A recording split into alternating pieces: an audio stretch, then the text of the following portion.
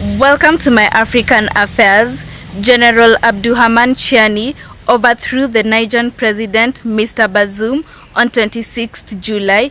He declared himself leader, claims which have been dismissed internationally, and Economic Community of West African States gave him a week to hand back power. ECOWAS also imposed strict sanctions, including suspending commercial and financial transactions between Niger and its member states and freezing assets in the regional central banks. Economic sanctions could have deeper effects in Niger, which is one of the poorest countries in the world and relies on 90% imports of power, according to International Renewable Energy Agency. Mr. Bazoum was a staunch ally of the West in the fight against the militants and a strong economic partner as well. Niger hosts a French military base and is the world's 7th largest producer of uranium. The fuel is vital for nuclear power, with a quarter of it going to Europe, especially its former colonizer, France. Landlocked Niger has had a turbulent political history since gaining independence in 1960. Before Wednesday, there had been 4 coup attempts, including 2 against President Bazoum. President Bazoum took office in 2021 in Niger's first democratic and peaceful election since independence in 1960. However, his government was a target to Islamic militants linked to the Islamic State groups and Al-Qaeda, who roam the Sahara Desert and parts of the semi-arid Sahel. With mounting pressure from the Islamists, armies from the neighboring Burkina Faso and Mali, also formerly French colonies with considerable French interest, has in recent times seized power in a bid to help in the fight against the jihadists.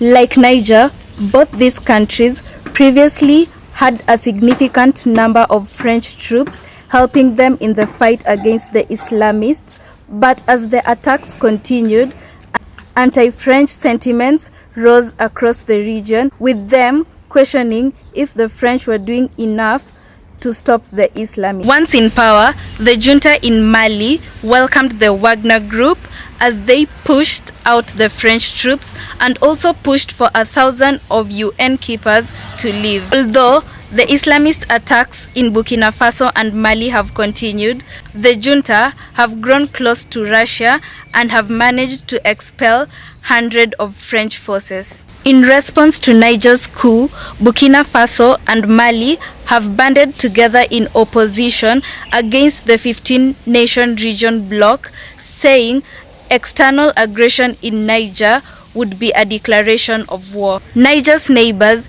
issued out the warning in joint statements read out in their national broadcasters on Monday, days after West African leaders had threatened to use force to reinstate the deposed president, Mr. Mohamed Bazoum. Guinea's president, Mamadi Doumbouya, whose government was also as a result of a coup, has expressed disagreement with the sanctions recommended by ECOWAS.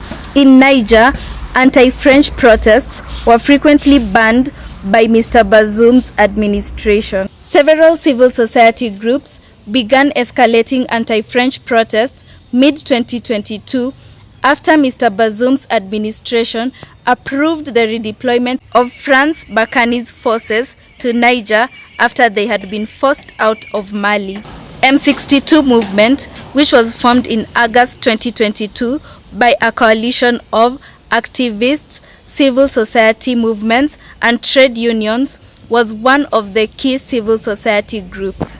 They led calls against the rising cost of living, poor governance, and presence of French forces. Various planned protests by the group were banned or violently put down by Niger's authorities, with its leader, Abdoulaye Seydou, imprisoned for 9 months in April 2023 for disrupting public order. Niger has since announced the reopening of its borders with its neighbors, including Algeria, Burkina Faso, Mali, Libya, and Chad, a week after the coup.